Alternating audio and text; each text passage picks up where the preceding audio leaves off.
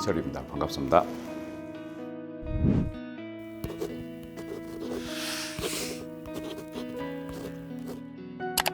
질문이 너무 좋은데요.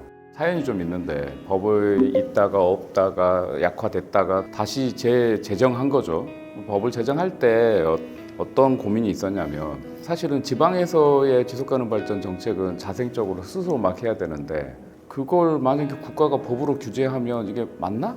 라는 의문이 들었어요. 그래서 사실은 일부에서는 지속가능 발전 기본법 안에 기본전략과 추진계획은 넣지 말자라고 제안을 했어요. 오히려. 그랬는데 국회에서 그렇게 하면 입법부가 행정부를 감시, 견제, 비판할 방법이 없고 이 정책이 똑바로 갈지야 못 갈지 우리가 알 수가 없다. 국가 차원은 그게 문제였고, 그리고 이제 국가 차원에서 그걸 그렇게 하고 있는데 지방 정부도 뭔가 당연히 해야 되는 그 뭔가를 던져줘야 된다라는 의미도 꽤 강하게 있었고요. 또 일부에서는 지역에서도 법이 없기 때문에, 조례가 없기 때문에 이걸 못한다라는 의견도 있었고요. 여러 가지 이제 의견들이 상충하다가 관행대로 그동안 우리가 법을 만들면 꼭 기본 계획을 수립하고 거기에 따른 세부 시행계획 수립하고 이렇게 해왔었기 때문에 자연스럽게 들어가 버렸죠. 좋은 점은 전국에 있는 대부분의 지자체들이 현재 기본법에 따라서 기본전략 수립을 지금 진행을 하고 있고, 단점은 영혼이 없다는 거예요. 왜 해야 되는지 모르는 상태에서 자기들이 하고 싶어서가 아니라 법에서 하라고 되어 있으니까 당연히 하는 것처럼 되고 있는 경우가 많습니다. 그런 부분이 좀 아쉽긴 한데요. 다만 이게 최근 한 5, 6년 사이에 크게 바뀐 건데, 코로나19가 터지기 전과 이후가 확 바뀐 게 뭐냐면, 예를 들면 코로나19 전에는 기후위기라는 단어를 얘기하면 다들 딴 동네 얘기를 생각했어요. 이 기후위기라는 단어에 대해서 사람들 대부분이 환경운동을 하시거나 생태주의적인 삶을 사시거나 이쪽에서만 주로 하는 거야 라고 신경을 쓰고 일반 시민들 별로 관심이 없었는데, 특이하게도 코로나19가 터지고 그 이후에 또 폭염과 또 최근에 홍수까지 막 이런 자연재난까지 시달리니까 사람들이 이제 생각이 바뀐 거죠. 지금의 삶을 뭔가 문제가 있는데 이걸 개선하는 방법이 뭐지? 그러면 우리가 지금까지 살아왔던 방식이 맞나? 지금까지 개발했던 방식이 맞나? 지금까지 했던 정책에 문제는 없었나? 이걸 돌아보고 싶은데 그럼 뭘 해야 되지? 봤더니 지속가능 발전 정책이 있었던 것이고, 야, 기본법이 있으니까 우리도 조례를 제정하자라고 해서 전국적으로 조례는 대부분 다 제정을 했고, 조례를 제정하면 그 조례 안에 기본전략과 추진계획을 수립하도록 되어 있어요. 그래서 그걸 지금 하고 있는 거죠. 스토리는 이렇게 흘러가고 있는데, 다만 이게 어떤 내용을 담고 있는지도 행정 공무원들도 잘 모르는 상태고, 일부 이제 지역의 시민사회가 뒷받침이 되고 있는 뭐 광주나 이런 지역들은 괜찮은데 상당수 지역에서는 이거 왜 해? 라는 의문, 다만 좀 학습을 하거나 이거 필요한데 근데 어떻게? 이 문제가 좀 남아있어요 지금.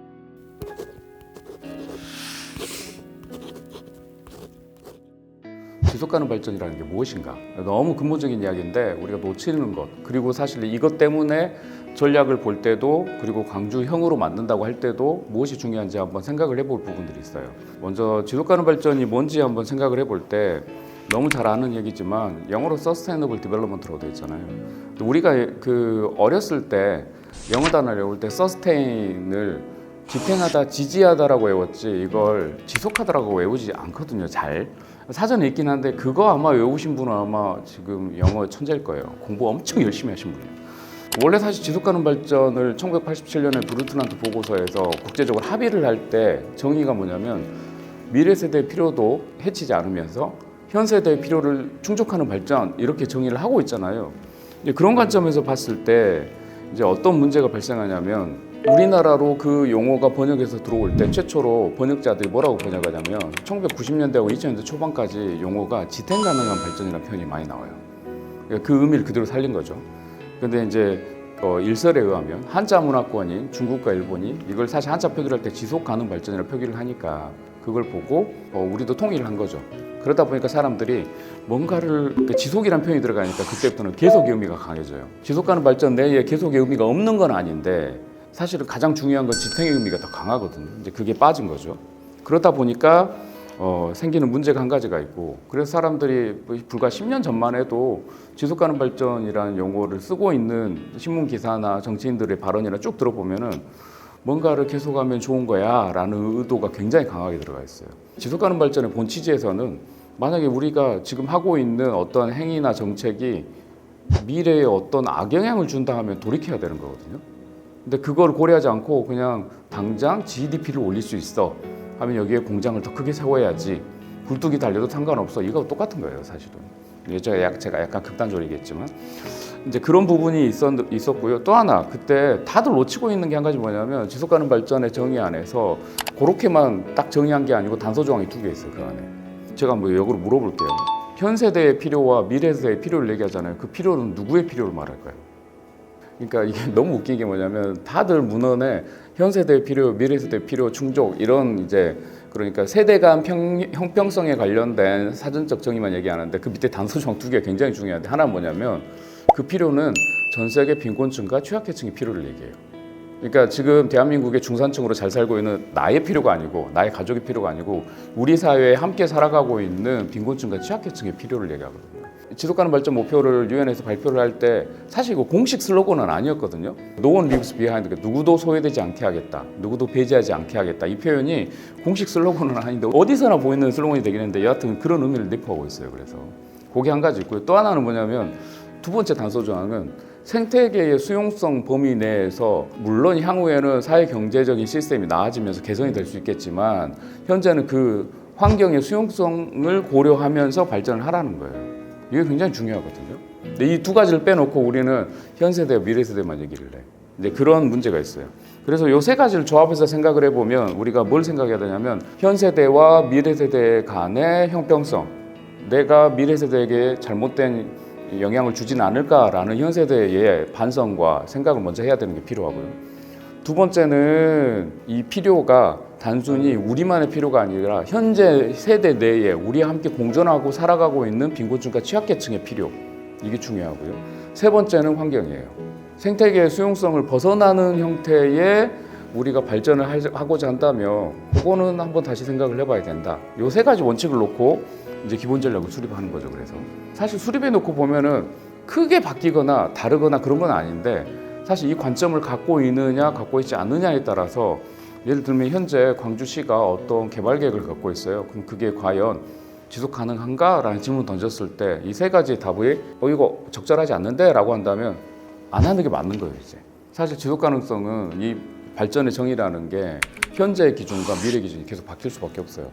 왜냐하면 우리가 과학기술이 발달하면서 기존에 잘못된 건 잘못됐다라고 보고 바꿔야 되잖아요. 기후위기도 똑같은 거죠. 온실가스를 배출하면서 지금까지 쭉 이렇게 살아왔는데 해보니까 이게 미래에 엄청난 악영향을 주겠는데, 지금도 우리가 그 피해를 받고 있고, 그럼 돌이켜야 되잖아요.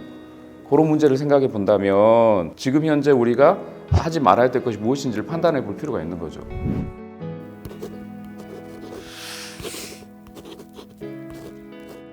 광주는 계획을 수립하다 보면 광주형이라는 표현을 붙이기 너무 좋은 도시예요.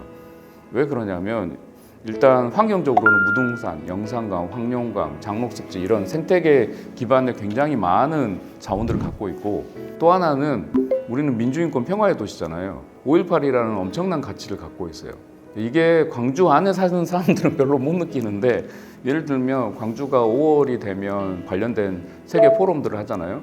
그러면 너무 감사하게도 전 세계에서 인권 활동가들이 엄청나게 와요. 유엔 기구부터 시작해서 와서 광주에서 내가 인권 활동으로 발언을 하고 논의를 했다는 자체가 굉장히 프라이드가 되고, 또 광주에서 특별히 중요한 활동가들 대상으로 상을 주거든요.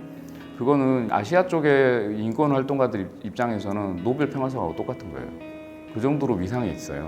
그런 엄청난 그 자산을 갖고 있다 보니까 광주형이라고 붙였을 때 우리는 인권, 민주, 평화 이런 이야기를 하기가 너무 좋은 도시죠. 관련된 정책을 이야기할 때도 광주형을 붙이기도 너무 좋고, 그런 자산을 갖고 있는 도시가 대한민국에서 광주밖에 없어요.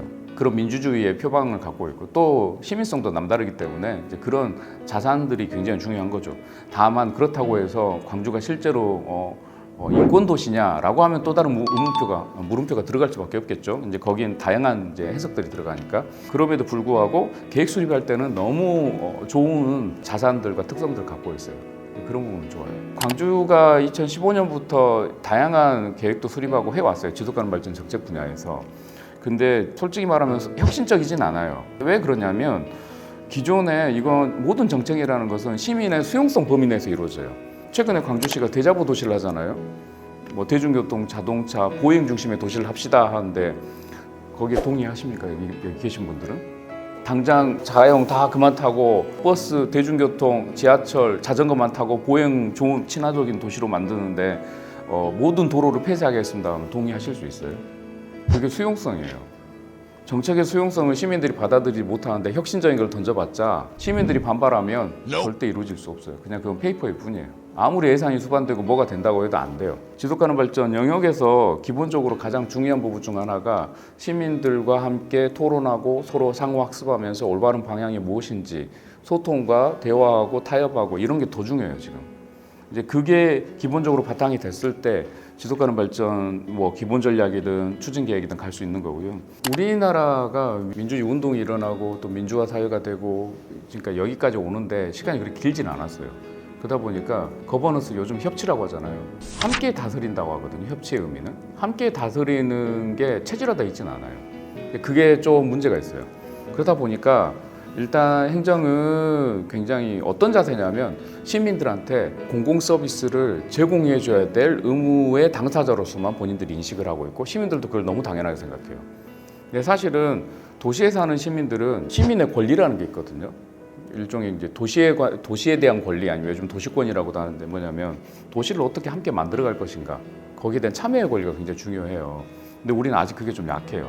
그래서 이걸 어떻게 개선해 볼까 계속 고민을 해왔는데 유엔 지속가능 발전 목표를 유엔에서 만들 때 거기에 또 스토리들이 좀 있는데 누가 만들었을 것 같아요 혹시? 그 17개 목표, 169개 세부 목표를? 그게 어떻게 되냐면 아래서부터 위로 올라가요. 보통 우리는 의사결정을 하게 되면 물론 아래서부터 위로 올라가는 의사결정이 있긴 하지만 대부분이 뭐 행정체계 내에서 그렇게 된다고 하지만 실질적인 의사결정은 시장님이 도장을 찍잖아요. 국가에서는 대통령이 도장을 찍는 거고 근데 유엔 체계 내에서는 그렇지 않고 합의를 하는 거거든요. 유엔이 예전에는 1992년 브라질에서 리우 환경회의 하기 전에는 그냥 말 그대로 국가들 간의 협의체니까 모여서 뭐 외교부 장관이나 아니면 대통령이 가서 사인하고 그러면 뭔가 합의를 된 걸로 했는데 그렇게 시스템을 만들어 와서 쭉 가다 보니까 어떤 문제가 생겼냐면 서명은 됐는데 아무도 안 지켜. 제대로 되지를 않아. 또 다른 분야는 뭐냐면 여러 그룹에서 NGO를 비롯한 뭐 여성 그룹, 청소년, 자원봉사 여러 그룹에서 우리도 의견들 있고 목소리 있는데 이걸 받아들일 수 있는 채널이 없다라고 해서 그때 92년에 브라질에서 회의하면서 9개의 주요 그룹이라는 개념을 가지고 와서 의견 수렴을 받아요. 거기에는 아까 말씀드린 NGO, 전문가 그룹, 산업계, 농민 그래서 9개의 주요 그룹이라고 하거든요. 그때 당시에는. 근데 이게 이제 효능감이 생긴 거죠. 그래서 지금은 이게 계속 확장돼가지고 최근에 보니까 23개인가 24개 그룹까지 생겼어요. 주요 그룹 및 기타 이해관계자 그룹이라고 해서 엠고스라고 이제 약칭을 하거든요. 이 엠고스 그룹이 갖고 있는 특징이 뭐냐면 아래서부터 위로 논의를 한다고 했잖아요. 예를 들면 우리가 모여서 지금 광주에 관련된 의제를 논의를 했어요. 그러면 여기서 끝나는 게 아니고 그 의제를 가지고 누군가는 중앙단위에 가서 또 논의를 할 거 아니에요. 그게 이제 계속 전달이 돼서 결국은 인천 송도에 유엔 에스캅이 있거든요. 거기서 또 매년 포럼을 해요. 가을쯤에. 그러면 거기에서 정리된 내용이 유엔 본부로 제출이 돼요. 7월 달에 고위급 정치 포럼을 하거든요. 거기에 이제 의제로 제출이 됩니다. 이런 형태로 의사결정 구조가 올라가게 돼 있어요. 물론 이제 최종 합의는 국가들 간에 모여서 합의는 하겠지만 그러니까 다양한 의견들이 다 들어와요. 그래서 유엔 SDG의 내용을 자세히 보시면 예를 들면 어떤 세부 목표 보면 남성, 여성, 여아 아주 자세하게 그 표현들이 다 들어가 있는 목표들이 있어요. 그게 왜 들어가냐면 그 그룹에서 제안을 했으니까 그게 다 포함이다. 그래서 목표는 좀 단순한 문장으로 되어 있거든요. 예를 들면 일본 목표가 빈곤태치로 되어 있잖아요. 근데 빈곤태치는 그냥 키워드일 뿐이고 쓰지도 않아요. 그냥 픽토그램에 적어져 있는 것 뿐이고 실제 세부 목표는 모든 곳에서 모든 이들에 대한 빈곤을 종식한다예요. 그러니까 우리가 빈곤태치란 말을 우리나라 사람들 딱 들으면 우리하고 상관없는데? 하지만 이 목표 자체를 모든 곳에서 모든 이들에 대한 빈곤을 종식한다로 적용을 하면 우리 사회에 함께 존재하고 있는 빈곤층과 취약계층, 기초생활수급자 이런 분들에 대해서 우리가 어떻게 해야 되는가 정책에 대해서 깊이 있는 고민을 하게 되는 거죠. 세부 목표를 보면 굉장히 문장이 길어요. 다 하나같이 여러 의견들을 다 담아서 넣다 보니까 짧아질 수가 없는 거예요. 합의가 이루어지면 그건 무조건 내야 되는 거예요. 그래서 UN SDG에 보면 17개 목표와 169개 세부 목표가 정말 어떤 전문가도 손대지 않는 티가 확 나요. 그냥 누군가 손댔으면 예를 들면 행정학자들이 손댔다면 절대 체계를 잡았지 그렇게 만들지 않아요. 모든 게 다 들어있는 거죠. 그런 테두리를 갖고 있다 보니까 광주에서도 그런 시도들이 계속 이루어졌으면 좋겠다. 그리고 전국적으로도 그렇게 됐으면 좋겠다 해서 지속가능 발전 기본법을 제정할 때 그 체계를 우리나라에 어떻게 접목해 볼까. 처음에는 포럼으로 해볼까? 그 포럼이라는 단어 썼더니 사람들이 행사로 오해하는 거예요. 국제사회에서 포럼 하면 그냥 행사 하나가 아니고 논의 체계가 되기도 하거든요. 단체가 되기도 하고. 그런데 그게 아니고 포럼이라니까 오해를 해. 결론은 어떻게 하냐면 법에는 수기공론화장으로 되어 있어요. 엄밀히 말하면 수기공론화장이라는 표현은 없거든요. 수기공론화를 해라라는 표현이 그렇게 들어간 거죠. 아까 말씀드린 거 똑같아요. 그 지역사회 내에서 여성이면 여성그룹, 청소년이면 청소년그룹, 농민이면 농민그룹 각자 논의를 내서 합의를 한 결과를 가지고 의제를 올려놓고 그 의제를 가지고 각 분야별로 서로 소통하고 토론하고 타협한 다음에 최종 결정을 하는 거죠. 사실 그게 이제 협치의 하나의 방법이고 그게 사실 참여의 방법인데 이게 왜 중요하냐면 우리 사회에서 그동안 어떤 게 관행적으로 이루어졌었냐면 예를 들면 제가 오늘 민원이 하나 생겼어요. 홈페이지 보면 담당 공무원 전화번호가 공개되어 있으니까 거기 바로 전화를 해요. 그러면 이 공무원 입장에서는 내부 보고를 할 수밖에 없잖아요. 왜냐하면 이 민원인이 나한테만 전화하는 게 아니고 내 위에 팀장한테 전화할 수도 있고 과장한테 전화할 수도 있고 국장한테 전화할 수도 있거든요. 그러면 내부에서 보고 체계가 똑바로 안 됐다는 이유로 불이익을 당할 수도 있는 거잖아요. 하루 내내 갑자기 아침에 나 오늘 A라는 일을 해야지 하고 왔다가 갑자기 그 민원 전화 한 통 때문에 그 일만 하는 거야. 이게 빅마우스가 갖고 있는 문제거든요. 그러니까 이 민원인이 아무리 좋은 의도로 얘기를 했다고 해도 그게 좋은 제안이라고 해도 사실 그 지역사회 내에서 봤을 때 합의된 의제도 아니잖아요. 근데 그 의제가 통용이 돼서 시장실로 보고가 돼서 갑자기 정책이 돼버려요. 그런 일들이 막 비일비재하거든요. 제대로 된 협치를 하려면 우리 지역사회 내에서 예를 들면 마을부터 주민자치회부터 토론하고 대화하고 그 결과를 전달하면서 다시 또 이야기하고 그런 토론 문화가 확산돼야 되는 게 필요가 있어요. 사실 그래서 지속가능 발전 정책은 아까도 제가 말씀드렸지만 140만 명의 시민들이 사는 광주시 입장에서는 140만 개의 의견이 있거든요. 근데 그 의견을 서로 조율하면서 맞춰가는 게 지속가능 발전에서 제일 중요한 영역이기도 합니다. 광주시가 갖고 있는 각 분야 뭐 보건, 복지, 문화, 경제, 뭐 도시계획 해가지고 정말 많은 분야의 기본 계획들이 있어요. 그게 한 50가지 정도 되거든요. 그걸 다 분석해서 지속 가능성 여부를 판단을 해요. 그리고 현재 광주시가 하고 있는 정책도 다 판단을 하고요. 그리고 나서 이제 학문적 관점에서 그러니까 전문가들 관점에서 지속 가능성 여부를 판단하는 게 한 가지 있고 또 하나는 시민들 대상으로도 설문조사를 합니다. 시민들의 인식 과정 속에서 시민들이 바라고 추구하는 방향이 무엇인지 근데 결과는 보면 사실은 일자리가 좀 강하긴 해요. 그럼에도 불구하고 환경도 무시하지 않습니다. 시민들이. 이게 굉장히 크고요. 이제 그런 조사를 같이 한 다음에 그러면 당장 우리가 바꿔야 될 것은 무엇인지 아니면 해야 될 것은 무엇인지를 보는데 이번 계획에서는 바꿔야 될 것까지는 그렇게까지 나오진 않고 해야 될 것이 무엇인지로 많이 간 것 같아요. 왜냐하면 관행적으로 그동안의 행정체계 내에서 계획들이 하지 말아야 될 것을 그렇게 말하진 않고 앞으로 해야 될 것을 많이 얘기하거든요. 그러다 보니까 그런 얘기들이 이제 정리돼서 나오고요.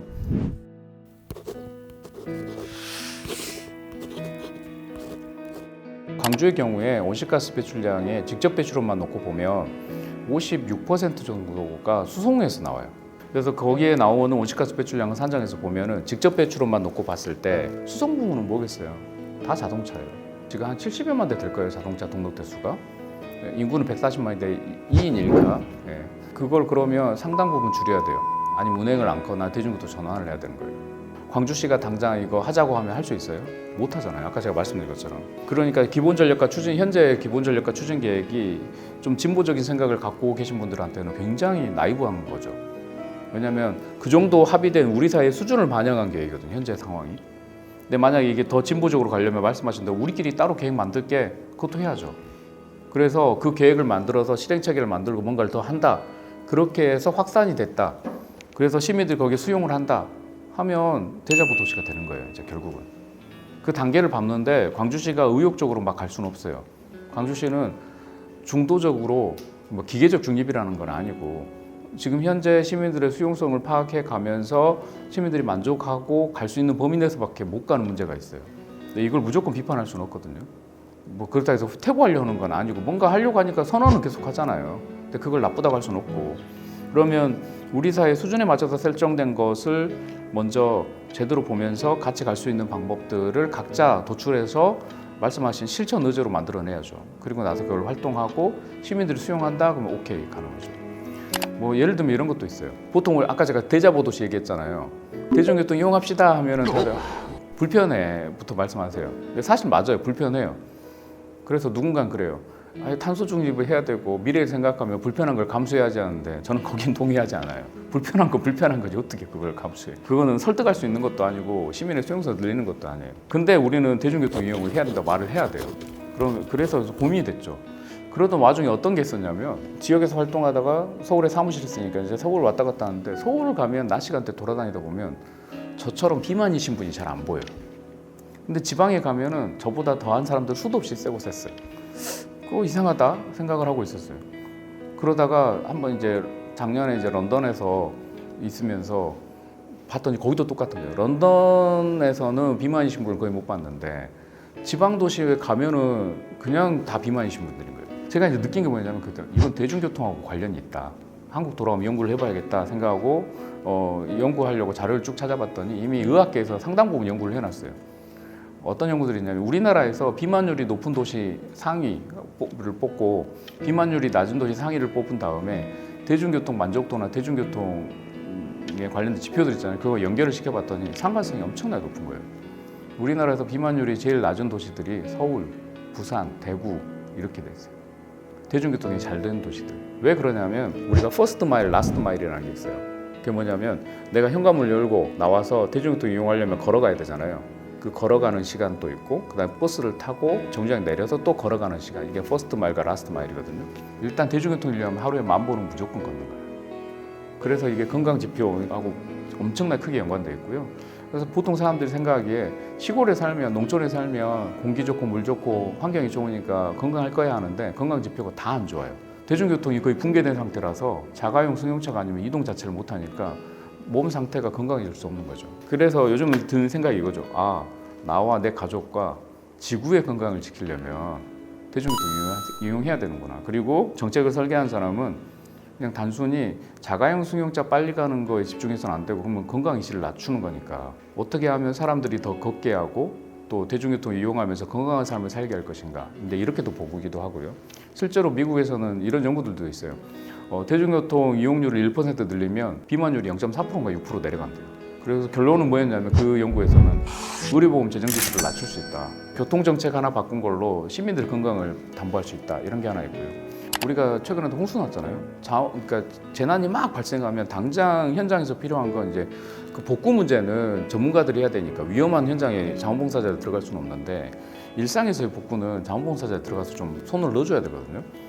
근데 2020년에 홍수 났을 때는 거의 일주일째 거의 방치 상태였어요. 아무리 노력해도 이게 시스템이 없다 보니까 보통 우리가 도시의 회복력 얘기할 때 리질리언스 얘기를 잠깐 하자면 회복력을 가지고 막 논의를 할 때 보통 사람들은 기후 재난이 닥치기 전에 우리가 대응 잘하면 되지 않아? 라고 하는데 그건 과거 얘기고 지금은 우리가 생각하는 것 이상으로 홍수나 폭염 막 와버리니까 대응 자체가 안 되거든요. 그래서 요즘은 이 재난 대응 자체의 그 시스템이나 체계나 방향도 바뀌었어요. 뭐냐면 오는 건 막을 수 없는데 왔을 때 피해를 최소화하고 그 피해를 입은 사람들, 시민들이 일상의 삶으로 어떻게 신속하게 빨리 돌아가게 할 것인가 이게 더 중요하거든요.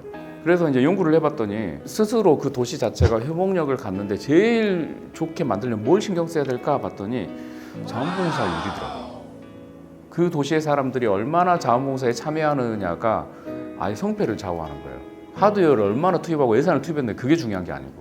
그래서 그런 이야기들을 쭉 해왔는데 다행히 이제 2020년과 올해를 비교하면 2020년에도 그렇고 올해도 그렇고 7월 달에 홍수가 났잖아요. 비가 막 왔는데 저희 집 마을도 침수됐거든요. 상습 침수 구역이긴 해요. 근데 2020년에는 침수됐을 때 그때 저녁 12시에 비가 왔고 새벽 사이에 왔는데 전혀 대응하기 힘들었거든요. 그러니까 난리가 난 거죠. 근데 올해는 낮에 12시에부터 오후 2시 사이에 큰 비가 왔어요. 광주도 그렇고 이 전남 전체가. 그래서 피해를 많이 봤는데 다음날 아침에 출근하려고 나왔더니 다 복구되어 있는 거예요. 그 오전 사이에 사람들이 그 자원봉사자들 와서 다 복구할 거 복구하고 치울 거 치우고 해서 순식간에 끝났어요. 그거 보면서 이게 그러니까 자원봉사가 갖고 있는 위력이구나. 침수된 것 때문에 힘들어하시는 분들도 있긴 한데 그게 복구가 빨리 되니까 빨리 삶으로 돌아가는 거죠, 일상으로. 이제 그걸 보면서 이제 어떤 고민이 됐냐면 예를 들면 어느 지역에서는 장갑이 많이 갖고 있고 어느 지역에서 삽을 많이 갖고 있어요. 근데 자원이 다 나눠져 있잖아요. 근데 자원봉사 센터를 중심한 자원봉사 조직은 자원을 갖고 있지 않고 사람만 갖고 있거든요.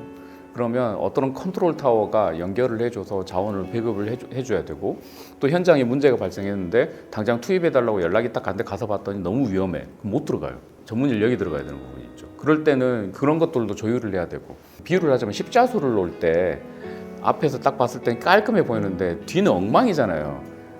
그 뒤의 상황이 현장에서 벌어져요. 이 뒤의 현장에서의 문제를 그러면 우리는 어떻게 더 잘 매끄럽게 풀어갈 수 있을지 그 시스템과 인력 배분과 체계를 다시 고민을 해야 돼요. 예를 하나 들게요. 우리가 프랑스 파리에서 올림픽을 했잖아요. 보면은 막 희화시키는 게 너무 많고 비웃는 거죠. 어떻게 버스를 타는데 에어컨도 안 틀어? 그 선수촌에는 뭐 골판지 침대가 있어. 막 이런 이제 막 문제 제기를 하잖아요. 역대 올림픽 중에서 온실가스 배출량이 제일 낮은 올림픽이 파리 올림픽이에요. 근데 여기서 더 중요한 점은 뭐냐면 프랑스 국민들과 파리 시민들이 거기에 동의했다는 거예요. 만약에 거기에 동의하지 않았으면 버스 타고 가는데 에어컨 안 틀어주면 동의할 수 있어요? 문제 제기하고 난리 났겠죠. 파리 같은 경우는 15분 도시를 표방하면서 15분 도시라는 게 15분 생활권이거든요. 15분 생활권을 만들면서 그 안에서 다 생활할 수 있게. 왜 15분으로 설정했냐면 10분으로 했더니 없는 인프라들이 너무 많아요. 예를 들면 병원, 마트, 뭐 도서관. 그러니까 25분 내에 내 집 근처에서 모든 걸 다 할 수 있게끔 해주겠다가 시장의 공약이에요. 그걸 이제 이행하려고 실제로 그렇게 하고 있고. 그러니까 온실가스 줄이려고 엄청나게 노력을 하는 거죠. 그 안에서 시민들이 같이 자체적으로. 이제 그런 노력들을 하고 있는 게 그 정도의 시민들이 수용을 했기 때문에 가능했던 거죠. 그러면 우리는 그게 되나? 그 수용성이 담보돼야지 정책이 갈 수가 있어요. 그래서 시민사회는 행정을 모니터링하고 평가하는 것도 중요하고 의제를 제안하는 것도 중요한데 역으로 시민들을 대상으로 해서 다양한 캠페인도 하면서 정책 캠페인을 해야 돼요.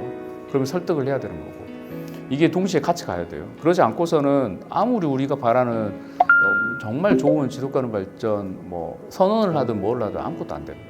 그게 가장 중요하고 협치에서 중요한 건 나의 권력을 함께 나누는 거거든요. 근데 행정은 그럴 수가 없죠. 왜냐하면 이게 하기 싫어서가 아니라 기본적으로 책임 소재 문제가 있어요. 만약 이 장소를 사용하는데 여기서 사고가 났다. 그럼 책임을 누가 져요? 시민이 지는 게 아니잖아요. 그 담당 공무원이 져야 되는 거죠. 그래서 사실은 이 협치에는 굉장히 어려운 그 부분 먼저 이해를 해줘야 돼요. 역지사지의 문제인데 그리고 행정은 프로세스가 복잡해요. 이 책임 소재가 각 부서별로 담당자한테 다 나눠져 있어요. 이걸 이해 못하고 야 광주시는 왜 그래? 라고 해버리면 도대체 뭐가 문제인지 모르는 거예요. 근데 시민이 그걸 모든 걸 또 알 수도 없거든요. 시민사회가. 그러다 보니까 서로를 이해를 못해요. 그 문제가 가장 크거든요. 그래서 저는 무엇보다 먼저 이해하려는 마음, 역지사지가 무엇보다 중요하다 생각하고요. 또 하나는 토론하는 문화예요. 논쟁이 나쁜 게 아니고 올바른 방향을 통해서 가려면 좀 뭐 싸우는 건 좀 그렇지만 논쟁도 하고 토론하면서 그리고 나의 주장만 맞다라고 할 게 아니라 상대방이 말한 것도 귀 기울여 들으면서 정답을 찾는 게 필요하거든요. 왜냐하면 시민사회가 아무리 좋은 의도로 얘기했다 해도 실무 현장이나 실제 현장에서 봤을 때는 그게 통용되지 않을 수도 있고 여러 장벽이 있을 수 있거든요. 어떤 문제가 있냐면 시민사회가 아무리 좋은 걸 제안해가지고 뭔가를 하기로 했어요. 그런데 거기에 가로막는 여러 가지 장벽들이 부서별로 다 있다고 생각하면 제안한 사람은 편하게 제안하고 끝난 거죠. 거기서 끝. 나머지 뒤에 이제 그 담당 공무원 혼자서 그 벽을 다 깨고 가야 돼요. 근데 이런 걸 그러면 생각하지 않고 이제 시민사회가 어떻게 접근하냐면 시장님한테 말하면 해결돼 라고 접근하는 거죠. 시민들이 뽑은 대표고 중요한 문제라면 그렇게 가는 것도 맞는데 여기서 중요한 건 시민들이 합의했냐예요. 합의하지 않고 개인의 의견이 강하게 들어가는 게 과연 옳은가? 이렇게 보면은 협치 과정에서 이게 굉장히 중요한 문제거든요. 이런 것들 하나하나 따질 필요가 있고요. 또 하나는 시민들이 뽑은 대표가 또 있어요. 시장님만 있는 게 아니에요. 시의원이 있어요. 또 구에서 구의원이 있고 시민사회에서 뭔가 문제를 풀고 싶고 또 어떠한 정보도 필요하고 할 때 행정에 얘기하면 절대 줄 수가 없는데 시의원한테 주면 이런 현상이 벌어져요. 시의원한테 이야기를 좀 해서 그 정보를 받고 싶다 아니면 자료를 달라라고 요구하면 그게 비공개 자료가 아니면 행정에서는 시의원한테 제공을 합니다. 왜냐하면 행정에서는 담당자가 시민한테 줘서 문제가 생기는 게 아니라 시의원한테 공개를 했기 때문에 그러면 시의원은 그거를 시민사회와 공유하면서 해법을 찾을 수 있는 준비를 할 수 있는 거죠. 그렇게 시의원들을 잘 활용해야 되는데 그분들도 그러길 바래요. 그런데 시민사회 잘 그걸 안 해. 그리고 그냥 한 방에 해결하려고 그러고. 과거에는 이런 게 있어요. 예를 들면 복지에 관련된 법이 없었다. 그때는 복지에 관련된 법이나 장치를 만드세요라고 강하게 얘기해야 되거든요. 그리고 만들었어요. 만들고 나면 시민사회가 할 일이 없어요. 만들라고 얘기했었는데 만들어버렸어. 그럼 이제 우리는 뭘 봐야 되냐면 그 법을 만들었고 제대로 되고 있는지를 모니터링 해야 되잖아요. 제대로 안 되고 있으면 이거 개선하라고 요구를 해야 되고 굉장히 어려운 작업이잖아요, 그게. 그 이해도도 높아야 되고 공부도 많이 해야 되고. 근데 여러 가지 이유가 있긴 하죠. 시민사회 입장에서 일이 너무 많아. 복지만 해야 돼. 교통도 손대야 되고 어쩔 때는 그게 환경하고 연결돼 있기도 하고 그럴 때는 무엇이 중요한지 여러 가지 토론을 하면서 답을 찾아야 될 때가 있습니다. 이런 과정들이 있다 보니까 시민사회가 그걸 다 보기 어려운 문제도 있죠. 그런 한계가 있긴 하지만 그래도 본인들이 제안했으면 저는 책임져야 된다고 봐요. 문제가 있으면 끊임없이 쫓아다니면서 세미나든 토론회든 간담회든 가서 자기 제대로 되고 있는지 모니터링 할 필요가 있고 또 하나의 문제는 행정 입장에서는 정보 공개를 잘 하지 않아요. 하기 싫어서가 아니라 이런 게 있어요. 아래서부터 위로 결정체계가 올라가잖아요. 최종 결정은 시장님이 사인해야지 나오는 거잖아요. 그 중간에서의 어떤 논의가 있었고 어떤 과정이 있었고 그리고 세부적인 데이터 자체가 공개가 안 돼 버리죠. 그래서 최종 발표되기 전까지 시민사회 입장에서 그래서 정보가 불투명하다 공개하지 않는다라고 얘기를 하죠. 이게 서로 간에 입장의 차이가 발생할 수밖에 없는 구조를 갖고 있어요. 그래서 이게 굉장히 어려운 문제죠. 그나마 이제 최근 들어서 서울시도 그렇고 여러 지역에서 빅데이터를 표방하면서 여러 가지 데이터 정책을 하다 보니까 서울 같은 경우는 정보 공개 포털이 따로 있는데 거기서 기한문까지 다 공개하는 시스템들을 만들어 놓기도 하고 그렇다고 해서 다 공개하지 않습니다. 기한문만 올려져 있는 경우도 많고 세부 문건 빠진 경우도 많아요. 물론 이제 거기에 대한 불만이 있는 분들도 있지만 그래도 좀 많이 진일보한 거죠. 그리고 이제 시에서도 최근 들어서 여러 가지 공개 작업들을 하려고 해요. 작년인가 이제 도시계획위원회의 회의를 일반인도 방청할 수 있게 해달라라는 제안을 했을 때 찬반 엄청 논란이 있었는데 결국 시가 하기로 했어요. 이게 이제 어떤 게 있냐면 이게 비공개 사안도 많거든요. 이제 개발 정보도 들어가 있기도 하고 개인 정보가 들어가 있기도 하니까. 그러니까 공개를 하는데 절차들을 좀 복잡하게 세팅을 했어요. 이 회의를 공개를 할까요 말까요 위원들한테 다 서한을 보내면 공개합시다고 서한 다 해서 사인해주면 그제서야 공개를 하는 거예요. 그리고 그 공개를 몇 월 며칠부터 방청 신청을 해야지 들어가서 볼 수 있습니다라고 했더니 한 명도 방청 신청을 안 하는 거예요. 왜냐면 그게 어디에 공개되는지 누가 알아요, 그걸. 모르잖아요. 그리고 그 일정이 안 맞으면 내가 못 가는 거고. 그래서 광주시에서 놀랍게도 어떤 고민을 했냐면 차라리 이거 어차피 공개하기로 했으니까 동의 얻어서 유튜브에 공개하겠다고 그냥 실시간 중계하겠습니다 앞으로. 그렇게 됐어요. 그러니까 이런 사실 이제 변화는 일어나고 있어요. 근데 이제 서로가 만족할 만한 변화는 아니에요. 당장에 문제가 크다고 인식하는 사람들 입장에서는 시민사회가 특히 그렇죠. 우리 입장에서는 굉장히 불편한 게 보이죠. 근데 그렇다고 해서 문제만 지적한다고 해결될 수 있는 건 없고 이미 우리가 제안해가지고 지역의 시민들과 시민사회가 제안해가지고 만들어진 법과 체계가 많거든요. 이제는 그게 왜 작동하지 않는지를 같이 들여다봐야 돼요. 그건 담당 공무원 혼자서 해결할 수 있는 문제가 아니거든요. 서로를 이해하면서 해법을 찾으려는 노력들 그러면서 우리가 토론 문화 안에 예의가 없는 경우 많은데 예의를 서로 지켜가면서 그렇게 해야 되지 않을까라는 생각을 좀 해봅니다.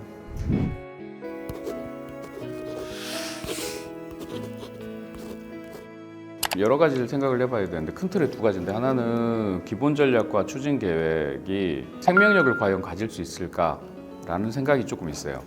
왜냐하면 이게 법에 정해진 틀에 안에서 만들어낸 건데 사실 이걸 담당하는 중앙정부도 현재는 어떤 가이드라인을 주지도 않았고 이런 방식 하라고 한 것도 없어요. 그냥 자생적으로 연구진들과 또 지속협을 비롯한 여러 활동가들과 정말 많은 사람들이 머리를 맞대고 의견을 내가지고 이걸 만들어낸 거거든요. 그래서 처음으로 만든 거예요. 이전에도 있긴 있었는데 만들어서 캐비넷에 다 넣었어요. 캐비넷에 넣었다고 하면 억울해할 수도 있겠지만 근데 왜 이 말을 제가 하냐면 원래 조례상 2년 단위로 평가를 하게 됐어요. 그러니까 2015년에 만들고 나서 평가를 했느냐 보면 한 번도 광주시는 평가하지 않았어요. 그 평가라는 게 광주시가 잘했다 못했다가 아니라 광주의 지속 가능성을 평가하는 거예요. 예를 들면 기초생활 수급자가 높아졌는지 낮아졌는지 이게 좋고 나쁨의 문제가 아니죠.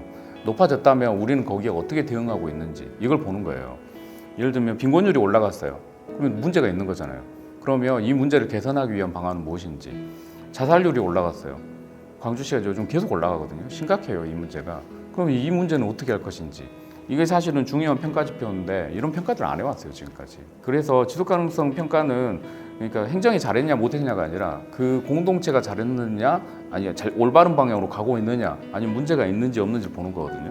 이제 그런 관점에서 기본 전략과 추진 계획이 지금 현재 만들어 놓긴 했는데 실제로 어떠한 기준과 체계가 만들어지지 않고 그냥 우리가 만든 것이기 때문에 이게 제대로 구현될지 안 될지를 먼저 지켜봐야 될 것 같고요. 이걸 좀 관심 갖고 봐야 돼요. 실제로 추진 계획을 수립할 때 당장 야심찬 계획을 수립하기 어려워요. 행정 담당 부서에서 다 만들었거든요. 나름 열심히 했어요. 정말 머리를 짜내가지고 했는데, 근데 이건 완벽한 거 아니죠. 엄밀히 말한 추진 계획이라면은 그냥 행정 공무원이 노력해서 될 문제가 아니라 그 외에 다양한 사람들, 그러니까 시민사회, 기업, 그리고 뭐 교육청, 뭐 많잖아요. 우리 사회를 구성하는 다양한 조직들인데 그들은 어떠한 활동들을 할 것인지가 다 담기고 어떻게 네트워크를 가져갈 것인지가 있어야 되는데 거기까지 손댈 여력은 없었죠. 우리가 그렇게 해본 적도 없고 지금까지. 그 다음에 이제 뭐 할 수 있는 건 해야 될 건 너무 많아요. 예를 들면 이제 자원봉사 얘기로 다시 돌아가서 올해 4월 달인가 세계 행복 보고서가 나왔어요. 세계 행복 보고서가 보고 제가 깜짝 놀랐어요. 지금까지 나온 보고서 중에 대한민국을 그렇게 대놓고 거론하는 보고서는 없었거든요. 어떤 얘기를 하냐면 지표 중에 행복하지 않는 나라들 쭉 나올 거 아니에요. 근데 한국은 뭘로 나왔냐면 절망에 이르는 죽음으로 문제가 있는 나라 2개를 잡아요. 여기서 말하는 절망에 이르는 죽음은 뭐 여러 가지 요인으로 사람들이 뭐 고독하다거나 아니면 절망에 빠졌다거나 그러면서 이제 죽음에 이르는 상황인데 미국하고 한국을 거론하거든요. 미국은 약물 중독 심각하잖아요.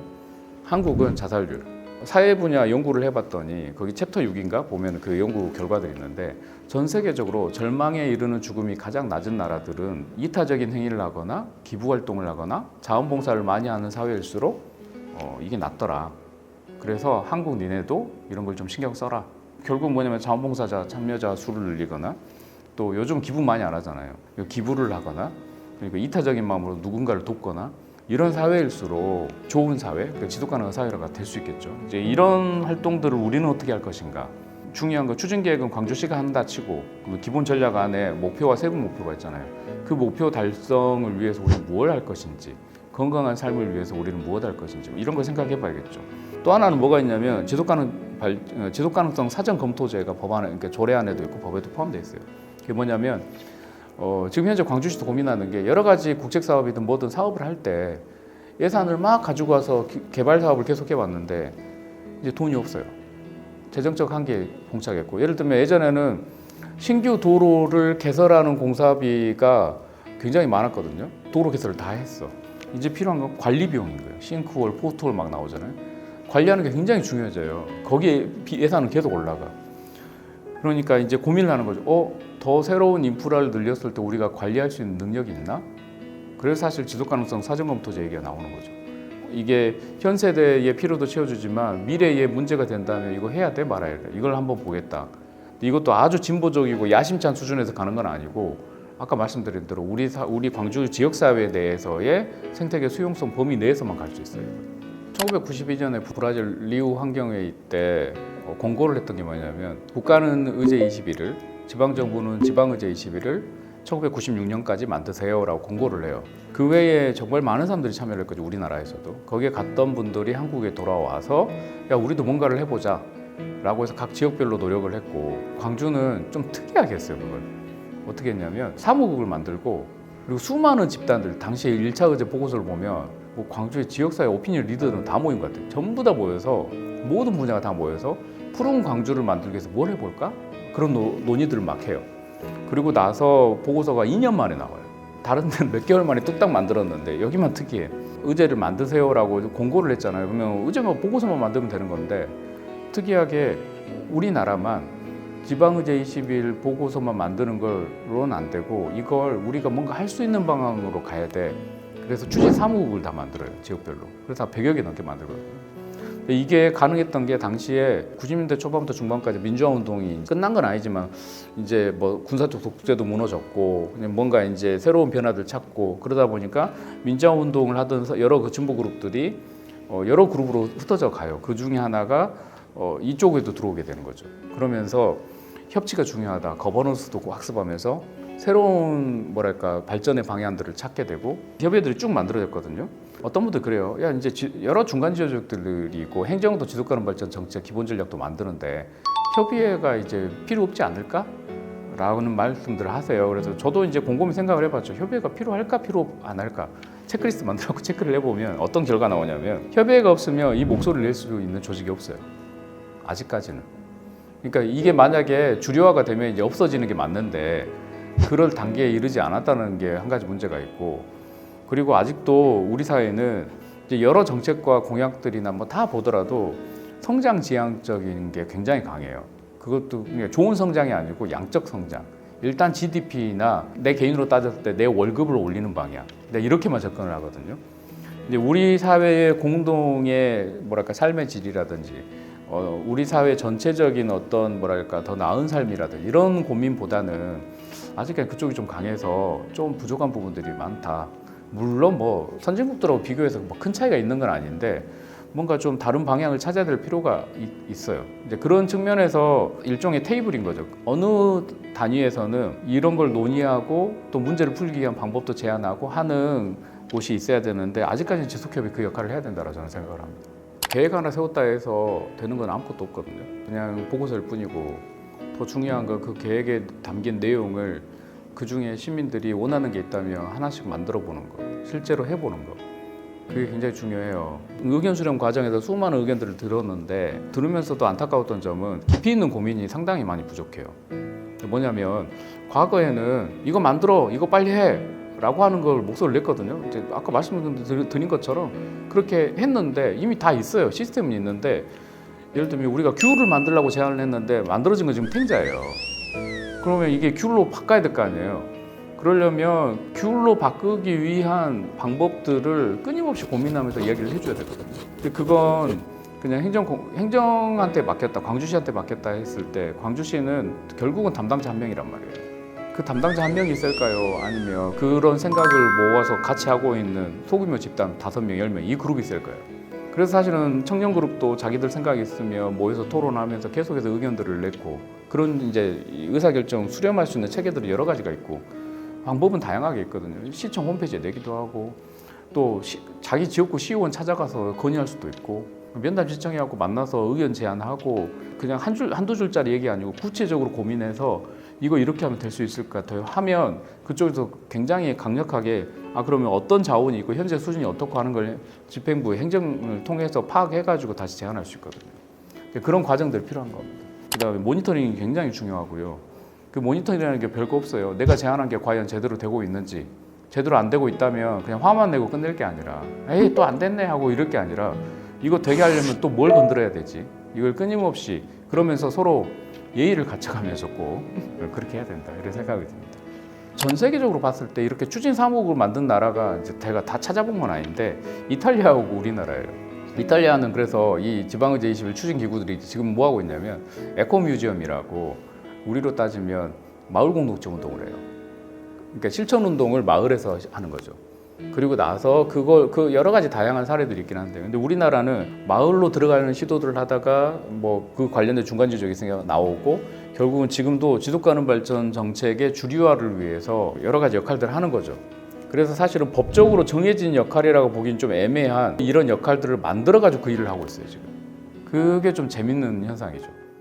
네, 긴 시간 어쩌다 보니 중구난방 여러 가지 이야기를 했는데 즐겁게 이야기 나눌 수 있는 기회를 주셔서 감사합니다. 고맙습니다.